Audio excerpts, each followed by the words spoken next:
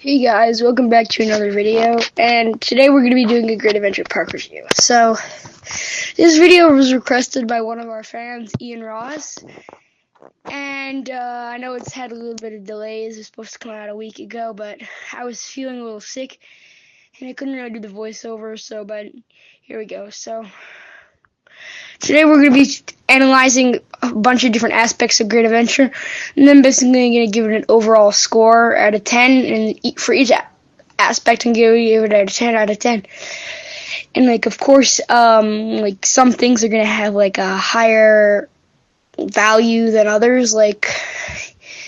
For instance, I'm going to value coaster lineups more than food, or more than anything really.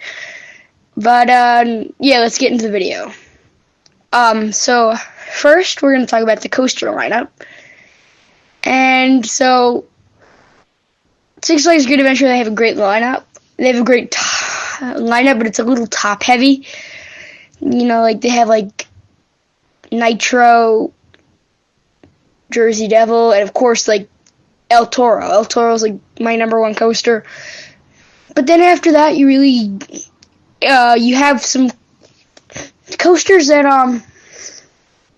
the supporting coasters are great supported coasters, but they're not really elite, They're pretty average coasters. You have a B&M Floorless, a Flyer.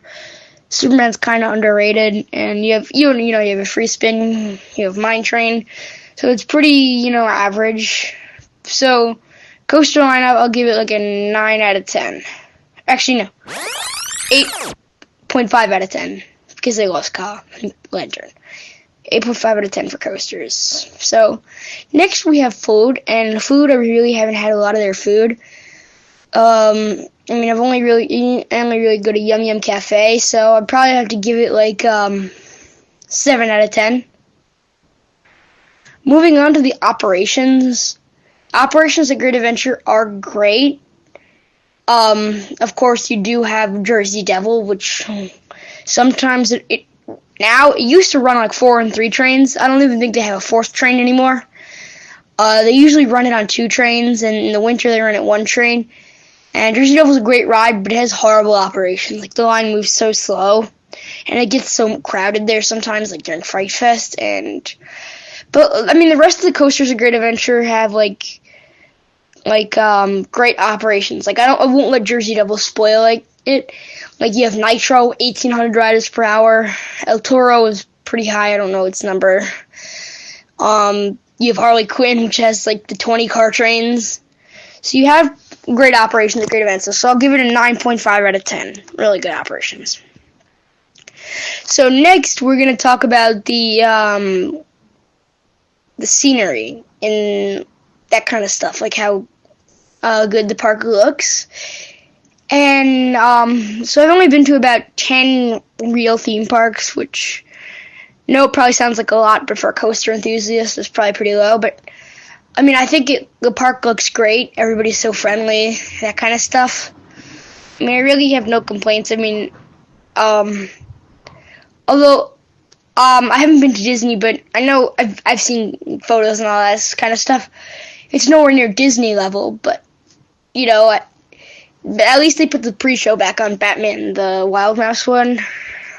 So you guys gotta check it out next time you go. The pre-show is awesome. Anyway, I'm gonna give it an 8 out of 10 on that category. And so, moving on, the next category is cleanliness. And Great Adventure is really clean. The only point where you'll see is any dirtiness or anything, maybe I don't even know, maybe sometimes when you're in the restaurants, right after somebody eats, the table is a little dirty, but they usually clean that off pretty quick. For cleanliness, I have to give it a 10 out of 10. They're really cleanliness. And then last category is gonna be the events and stuff. And Fright Fest is awesome. Fright Fest gets way too crowded, but it's good. Holiday in the Park, it's they just really put on a lot of lights. Not that great. Half the park is closed during Holiday in the Park. But they don't do this anymore except on 4th of July, but they used to do it like every night of the summer. Like they used to have this huge 10-minute fireworks show, like every night of the summer, but now they only do it on 4th of July. And the fireworks show was awesome. Like you could buy seats up there and get like a soda and stuff with it and stuff. It was great. I did it like 5 or 6 times. It was really fun, but they don't do it anymore. So, I mean, they do have some nice shows throughout the park and stuff, but I mean, they don't really. But the overall, like the amount of events, like compared to what they used to have, I mean, it's kind of low. So I'm gonna give it a 6.5 out of 10. But of course, I don't really value that stuff that much, so it won't make a big difference. But anyway, so moving on now, we have the final score, which I'm going to give it a 9 out of 10. Yeah, it's a great park. It's probably one of the best parks I've been to, if not the best. And, so yeah, and so also, I'm going to go to Busch Gardens, Kings Dominion in May, and so I'm going to compare Busch Gardens.